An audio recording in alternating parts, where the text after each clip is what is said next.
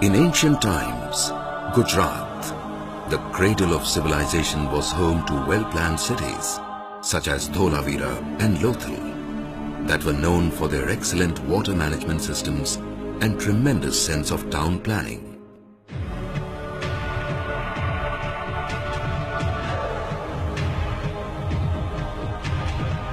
Today, even after thousands of years, Gujarat continues to build cities based on one timeless piece of wisdom: partnerships.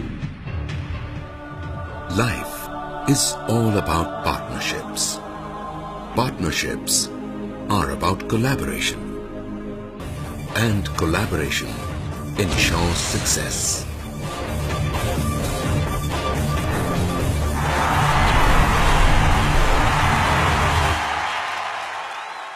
One such ongoing success story is the urban development progress of Gujarat. Progress that is a result of innovative reforms and public-private partnerships. Partnerships wherein the government acts as an enabler of development.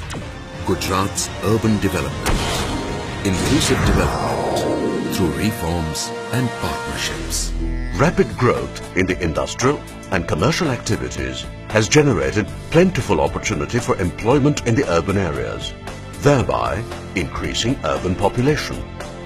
If this development is not identified and systematically planned at right time, it would not only lead to chaos, but also result into a jumbled up urbanization. To impede any such unplanned development and to ensure planned development, government constitutes an urban development authority for the urban area, which ensures that these potentially developing areas are well facilitated with sound infrastructure. The reason behind this harmonized expansion has always successfully followed the rules of town planning mechanism since its initiation. This productive planning process is not only cost efficient and democratic, but also has less resistance and minimum litigation. Planning is a two-tier process. First, the macro level, which is through a developmental plan of the city, and second is the micro level planning for implementation. According to the law, the authority has to compulsorily prepare the development plan for its area. The process for plan development is through a draft development plan or draft master plan. It indicates the manner in which the land area under the development authority will be used, regulated and developed, generally known as GDCR, along with the proposal of zoning. GDCR also describes the use of the land for residential, industrial, commercial, agricultural and recreational purposes, along with the land for social and physical infrastructure, road alignments. For visual identification of the proposal, prescribed colors are used for the proposed site. The Urban Development Authority publishes draft development plan proposal in the official gazette, along with a notice inviting suggestions or objections within a period of 2 months from the date of its publication. The authority, after considering such suggestions or objections, may modify such plan and republish the modification in the official gazette. After this, the proposal is submitted to the government for sanction. On receipt of the draft development plan, the state government may sanction the draft development plan with or without modification, or return with suggested modifications in the draft development plan. The state government shall sanction the plan after satisfying itself that the modifications suggested have been duly carried out. This draft development plan, along with the General Development Control Regulations sanctioned, shall be called the Final Development Plan, which is subject to revision at least once in 10 years. Here comes the role of town planning scheme mechanism. Town planning is nothing but the micro-level implementation of development plan to provide urban infrastructure for each land parcel. Town planning scheme is prepared by pooling together all the land under different ownership without acquisition and redistributing them in properly reconstituted plots suitable for urban development after deducting land for physical and social infrastructure. Working as the trustee of the citizens of Ahmedabad, has not only utilized the tool of town planning at its fullest, but has also set an example of ideal town planning scheme in the country. The roots of this lie in the attitudinal change adopted in the approach at the institutional and citizens level. Town planning is a process that we are all aware of since our childhood. When little children play together with sand and mud and make small houses, they keep in mind to maintain distance between houses, planting some flowers and trees, making a road to link all the houses, and also creating space for a lake, garden and playground, creating an environment or surrounding subconsciously. This simple, candid creation and understanding is nothing but the core basis for town planning of a city, with more details and precision in a scientific principle. The process of town planning scheme is carried out for the delineated area of 100 to 200 hectares, which is now being stretched up to 800 to 1,100 hectares. The draft scheme is prepared by authority through the process of physical survey, data collection, analysis, planning decision through public participation, implementation and record promulgation, which is then submitted to the government for finalization. After the draft scheme is prepared, data, which consists of survey of land in terms of physical boundaries and features, revenue record of each and every survey number with ownership, land survey record and sales record are collected. After this, verification of data and analysis of data, along with study of physical constraints, is completed. This is further carried forward by planning decision process, and the draft proposal is prepared. In the secondary stage of preparing the town planning scheme proposal, the land parcels having common ownership are marked as one original plot on a map. All such original plots are allotted final plot with regular geometric shape, and they are allotted normally on or very close to their respective original plots, or as far as possible in similar situation, after reducing area of the plot by uniform percentage as contribution of the land required for public utilities. This land area is consumed for physical and social infrastructure like roads, housing for the economically weaker sections, plots for public purpose, fire station, gardens, library, schools, or any such public utility buildings. The utilization of the land for public purpose are approximately in the ratio of up to 20% for roads, 5% for gardens, 5% for housing for the economically weaker sections, and 10% for public utilities.